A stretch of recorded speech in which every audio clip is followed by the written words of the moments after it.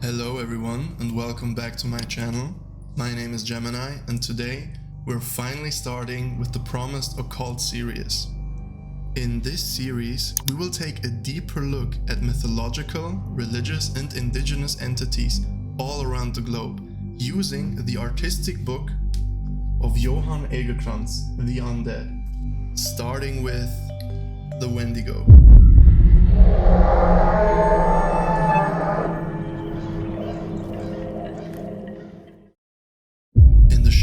Of the Canadian forests are lurking many malicious beings, but probably the most feared of them all is the Wendigo, a terrifying monster with a taste for human flesh. Wendigos are described to being giant, emaciated beings with elongated limbs and pale but partly blackened skin. The head, a skull barely held together by a thin layer of skin with deep setting eyes crowned with antlers. It is described to have a permanent smile-like look on it because of the teeth glancing through the missing skin around his mouth and blood-drenched teeth. The Wendigo is the embodiment of hunger and the winter. Encapsulated in his torso is a deep, frozen heart of ice. A Wendigo can get the out of you, since a single step of this slender freak can cover huge distances, followed by snowstorms and freezing winds, similar to the Wild Hunt. With his blood-curdling scream, he paralyzes his victims into stun lock. By the way, a Wendigo would most likely smoke 9 out of 10 vampires easily. He's just built different. He's literally him. During the bitter cold and ruthless winters of northern North America, the hunger death was an imminent threat. And sometimes, cannibalism was the last and only way out alive. The Algonquin believed the Wendigo to be a regular human being, possessed by the cannibal demon, or someone cursed by scholars of magic. Another possibility is that people turned during their sleep being bitten by a Wendigo spirit.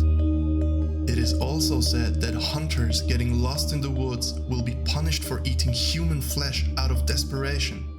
The chance of escaping a Wendigo is 0 to none. One possibility would be to throw feces at him as a distraction, in order to confuse him.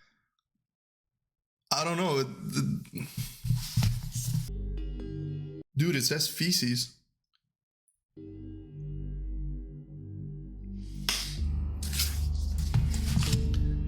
Just do as you're told, okay? This is a very serious survival situation, okay?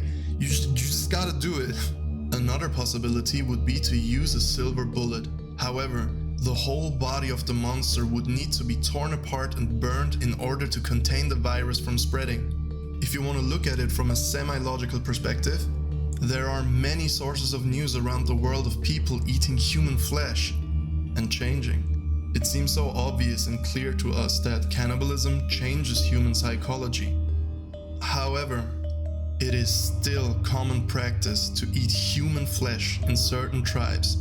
Cannibalism has been well documented in much of the world, including Fiji, the Amazon basin, the Congo, and the Maori people of New Zealand.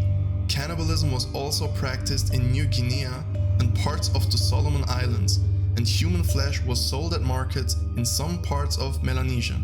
Fiji was once known as the Cannibal Islands. Well, that sounds like a family trip. Hotel Trivago. It's not funny. It's not funny. If you don't feel like making a family trip to a cannibal tribe, I would suggest to you the following. Until Dawn is probably one of the best horror games on the PlayStation. It is a choice-based survival game which just gives me the chills every time I play it. It's amazing. And if you want to see some handsome boys chasing demons, ghosts and spirits, Supernatural, Season 1, Episode 2, The Wendigo. Thank you for watching.